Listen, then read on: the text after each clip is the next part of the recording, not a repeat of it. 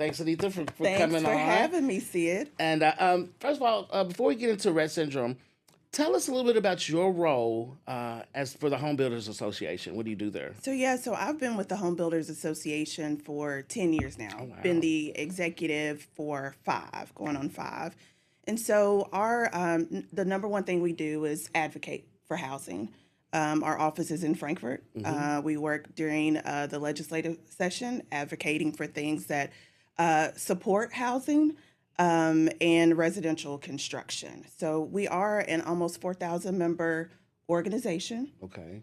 We have a third of our members are remodelers, builders, developers.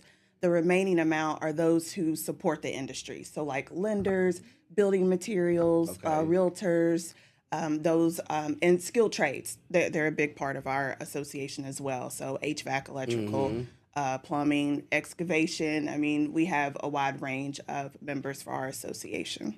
Wow. So why is there such a shortage right now in housing? Is the population growing, or what is causing the shortage in housing? So, and I think you'll probably hear me say this a lot. It's kind of a few different things, right? Okay. We never came back from the recession Mm. that happened in 2008.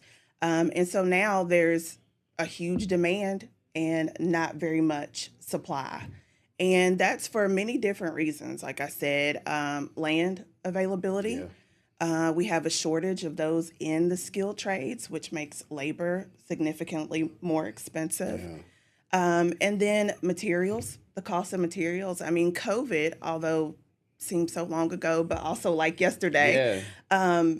that set a new standard for material costs, and they've just continued to go up. So, quite a few challenges that our members are dealing with. And it makes the affordability of housing like so expensive.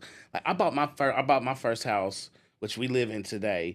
Gosh, 18 years ago, right? And my mortgage is like $200 a month, Hmm. right? So now I was like, Daddy, because our house got flooded. Right. So we just got back in, and then it started raining again. So we had flood this week, but thank God it didn't get in it. And so I was like, Dad, why didn't we just move? I'm like, look, we can't afford to move. You can't. But that's also another example of why housing is not shifting, right? You have the time a few years ago where people were getting a 3% interest rate. Yes. So those individuals aren't moving. They want to Mm-mm. keep that 3% interest rate.